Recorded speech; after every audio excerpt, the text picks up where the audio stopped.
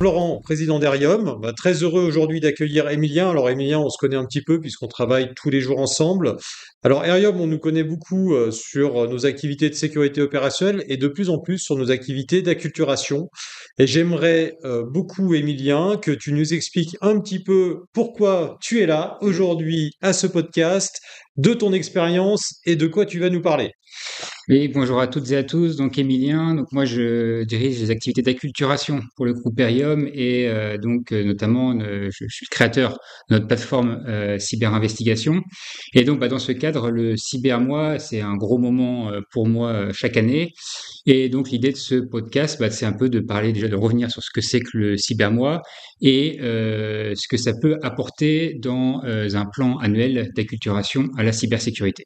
Alors ça tombe bien puisque j'allais te demander c'est quoi le cybermois? Alors, c'est quoi le cybermois? On en fait tout le temps, on le sait bien, mais là, le cybermois 2023, il est un petit peu particulier. Je pense qu'il y a des tendances qui se dégagent. Alors, il y a un petit goût effectivement d'intelligence artificielle générative, de deepfake, de fraude à l'ingénierie sociale. Mais d'abord, on va peut-être revenir sur ce que c'est. Donc, c'est une initiative au niveau européen. C'est pas nouveau. Ça a plus de 10 ans. Donc, c'était la 11e année. Et l'objectif, c'est de promouvoir la cyber au sein de l'Union européenne. Donc nous, de par nos activités, on accompagne beaucoup d'organisations chaque année et on voit clairement maintenant, il y en a de plus en plus qui font des actions qui font un cybermois. Alors pour certains, ceux qui démarrent, ça reste limité. Voilà, des communications transmises par les holdings, le groupe pendant une journée ou une semaine. Mais pour ceux qu'on accompagne depuis plus longtemps, ça devient, au dire des directions de la com interne, quasiment un des principaux événements de l'année. Donc la cyber, voilà, s'immisce dans les principaux événements des entreprises, des organisations, et ça va mobiliser, donc évidemment la direction générale, et, la communication interne et toutes les filières cyber, et aussi de change management, de conduite du changement, pour des actions globales et des actions aussi déclinées localement et qu'on va mesurer. Alors, quand tu nous parles du cybermois, là, on a l'impression qu'effectivement, maintenant, les directions se saisissent du sujet. Est-ce que ça veut dire que on est quand même sur des écosystèmes un petit peu limités quand même, ou vraiment ça s'étend, ça touche toute entreprise, ça s'étend à leurs écosystèmes? Est-ce que c'est plutôt quelque chose d'interne ou de global à l'entreprise et à son écosystème?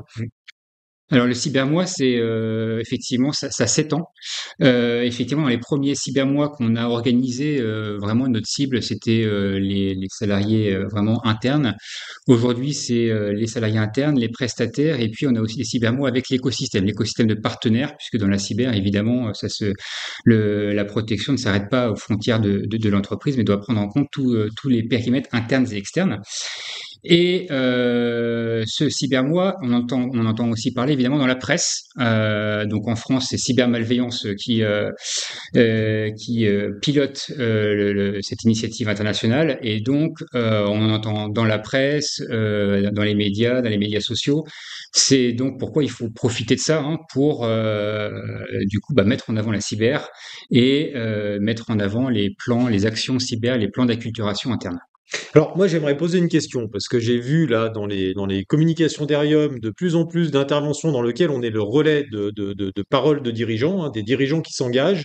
Est-ce que les dirigeants aujourd'hui s'intéressent vraiment au sujet du cybermois?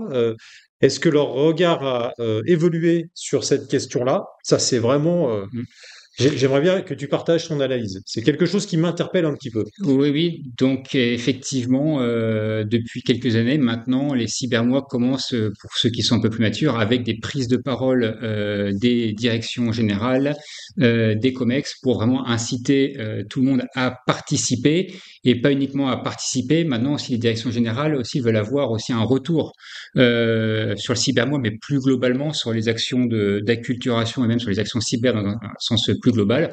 Voilà, quels sont les retours? Est-ce que ça marche? Est-ce que les utilisateurs progressent dans leur réflexe, dans leurs bonnes pratiques, dans leur niveau de maturité à la cybersécurité? Ok, donc Ils veulent que les utilisateurs progressent, mais c'est un petit peu évident parce que si je suis un dirigeant, j'ai plutôt envie que les choses aillent dans le bon sens. Mais les utilisateurs, eux, on leur parle de cyber tout le temps, hein, du matin au soir, sur leur banque en ligne, dans leur entreprise, etc. Aujourd'hui, qu'est-ce qu'il faut faire très concrètement vis-à-vis des utilisateurs? Qu'est-ce qu'ils attendent? Est-ce qu'on arrive vraiment à les mobiliser comme tu le disais, hein, ça fait 11 ans, c'est la 11e répétition. Est-ce qu'il n'y a pas un peu d'usure? Alors, effectivement, les actions qu'on déploie sur les cybermois ont évolué et maintenant, clairement, on voit de la part des utilisateurs qui veulent du concret. Avant, on avait un peu du mal, il y a plus de 5 ans, à parler de hackers, à montrer des attaques. Maintenant, c'est plus tout le cas. Maintenant, on veut voir du concret, l'utilisateur veut voir comment ça se passe, en vulgarisant, en expliquant, mais il veut voir vraiment les deux côtés d'une attaque, le côté attaquant, le côté victime. Et ils veulent aussi que ça les concerne. C'est-à-dire il faut montrer ces attaques-là, mais les mettre dans leur quotidien, qu'est-ce qui pourrait leur arriver dans leur quotidien. Voilà, il faut que ça soit en lien avec leur métier. Donc, dans les actions qu'on met en place, il y a toujours des interventions plénières, mais ça, je dirais que globalement, il y en a de moins en moins, sauf dans le cas où on a entre guillemets, des superstars de la cyber ou des dirigeants qui viennent raconter leur expérience de crise. Évidemment, ça marche toujours. Mais ce qu'on a pu voir cette année, hein, c'est clairement du concret, donc beaucoup de démonstrations de hacking qui marchent bien, et des contenus où voilà, des formats où les utilisateurs vont passer à l'action, des formats immersifs, des formats ludiques où les utilisateurs vont manipuler, vont se confronter finalement à une cyberattaque, aux impacts qu'ils peuvent avoir, tout ça en équipe, et ça fonctionne très bien parce qu'il y a la dimension un peu collective, de compétition positive, ça crée un peu d'émotion, et tout ça, ça permet, on sait, au niveau pédagogique aussi, de mieux retenir.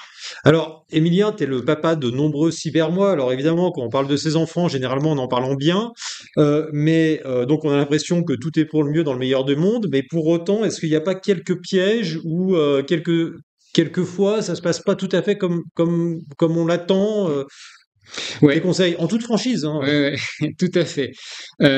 Donc, effectivement, dans certaines organisations, donc voilà, trop bombarder les gens, en gros, d'informations, de conférences. Les gens, en plus, dans ces cas-là, souvent, sont un peu trop passifs, s'ennuient, et puis, bah, il y a un utilisateur qui s'ennuie, il se désengage, et puis, bah, il retient pas ce qu'on souhaiterait qu'il retienne. Ok, donc en fait, merci pour cette page de franchise. On sent quand même qu'il y a un petit peu de vécu et c'est aussi comme ça, j'imagine, qu'on accompagne mieux les prochaines opérations.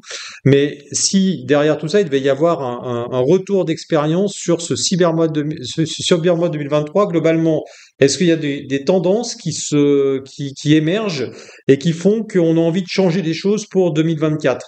Ouais, tout à fait. Donc, dans les organisations les plus matures qu'on accompagne, donc là, je parle d'un cas dans le CAC 40, dans l'énergie notamment.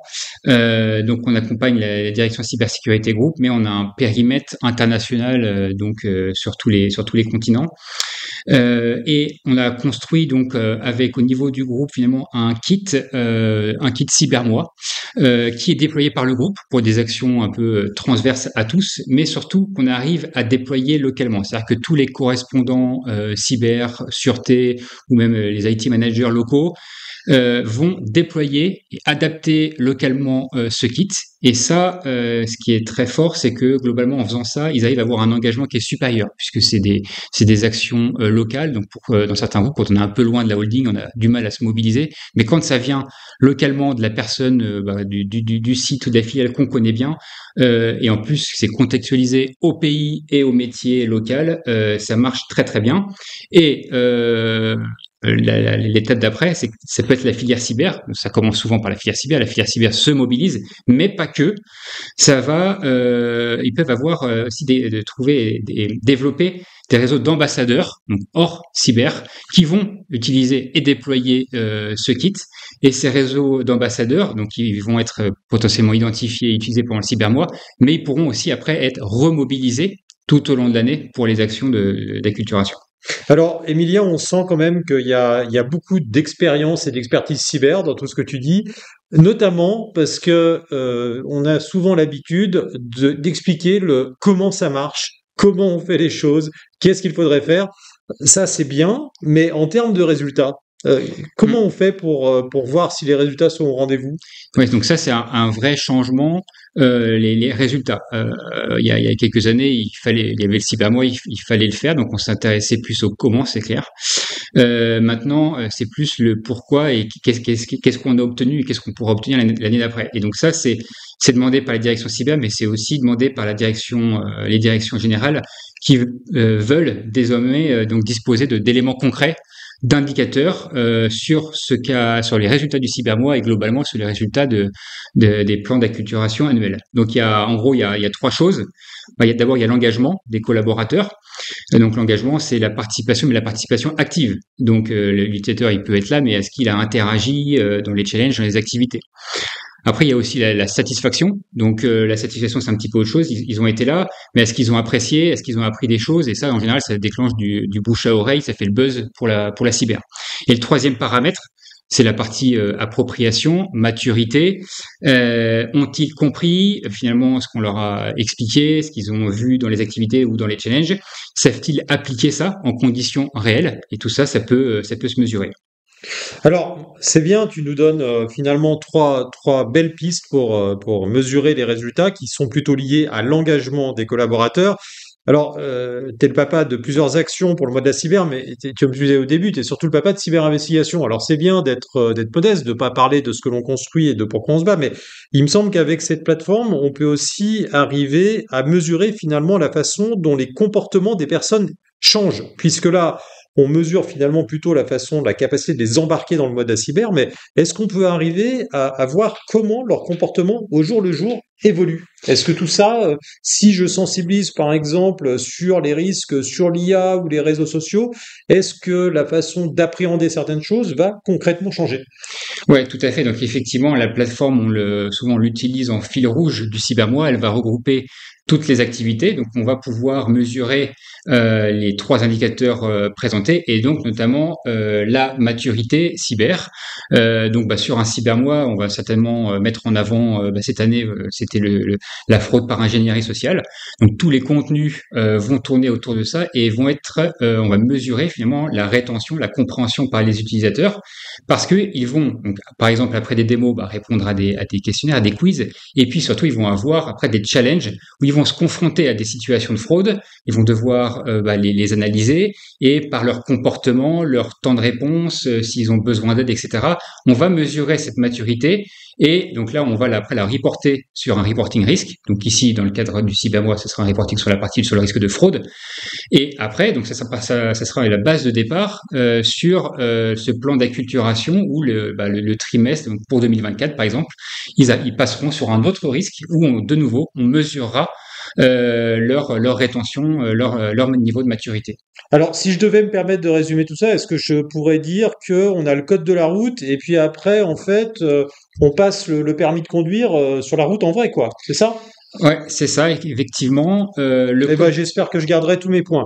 Donc, j'aimerais bien un petit peu qu'on parle aussi du cybermois, parce qu'on comprend bien que le cybermois, c'est un moment, tu nous expliques que c'est un moment dans l'année, mais que ce qui compte, c'est comment on capitalise dessus. Donc, est-ce que tu peux nous dire finalement comment ça permet de préparer l'année 2024, ce cybermois 2023 là? Ouais, tout à fait. Effectivement, sur un cybermois, il faut comme cette année cibler sur un risque et globalement toutes les organisations ont un plan d'acculturation avec un certain nombre de risques, de thématiques à aborder et tout ça également par profil métier. Donc là, on a beaucoup de clients qui ont commencé notamment avec cyber-investigation lors d'un cybermois. Ils ont commencé donc sur leur premier risque sur lesquels ils ont du coup lancé un certain nombre d'activités.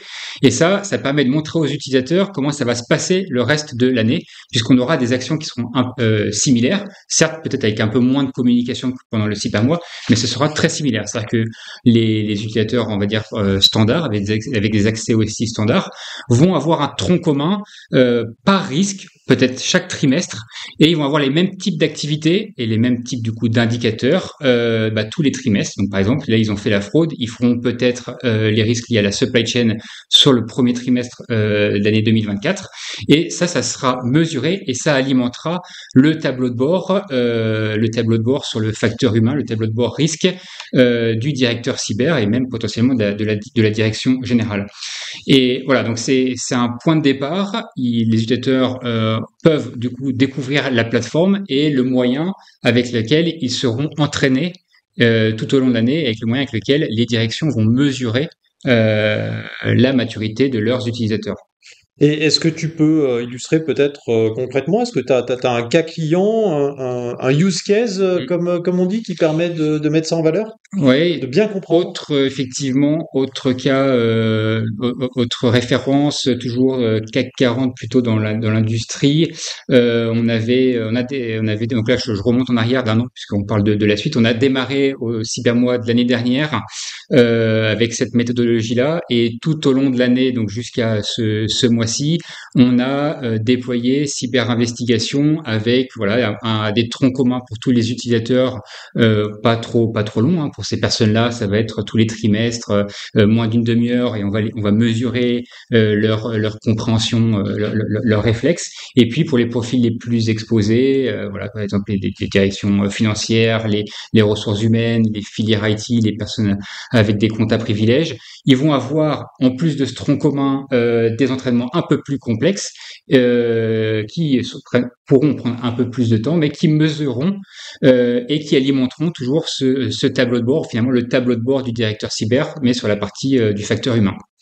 Alors tu vois, Emilien, moi j'aimerais bien te remercier pour cet échange parce que finalement on se croise plusieurs fois par semaine hein, dans cette entreprise. Et dans le cadre d'un podcast, j'apprends encore des choses. Alors, je trouve ça quand même plutôt génial. J'ai appris plusieurs choses. Un, le cybermois cette année, la maturité, elle a quand même beaucoup augmenté pour toutes les entreprises et la part d'innovation, elle est essentielle. Mais surtout, ce que tu partages et que je trouve hyper intéressant, c'est deux choses. La première, c'est que la notion de cybermois, ça peut devenir un faux ami parce que si on mise tout sur le cybermois, bah, finalement, on perd progressivement l'attention des utilisateurs et ça, il faut la garder de façon récurrente. Et deuxièmement, je sens qu'il y a cette tendance de fond qui arrive, qui est vraiment de mesurer que les promesses tenues, quand on dit à nos dirigeants, on va faire un cybermois, ça va être génial, c'est que maintenant il faut dire à nos dirigeants, ok, on a fait un cybermois, ça a été génial, et voilà comment on attend que les comportements évoluent dans l'entreprise pour baisser le niveau de risque. Alors je trouve que cet angle d'attaque est super intéressant, et puis je retiens aussi quand même que tu as été très discret sur cyber-investigation, mais que ça permet de mesurer la façon dont les choses évoluent. Donc merci Emilien pour ce partage. Merci beaucoup, merci à toutes et à tous. Et puis donc voilà, désormais, hein, vous le savez, la cyber, c'est pas que le mois d'octobre, c'est toute l'année. Il faut s'entraîner. On mesurera cet entraînement et on s'adaptera pour vous faire monter en maturité. Et ben, n'hésitez pas à revenir vers nous si vous voulez plus d'informations, d'autres retours d'expérience et éventuellement des démos.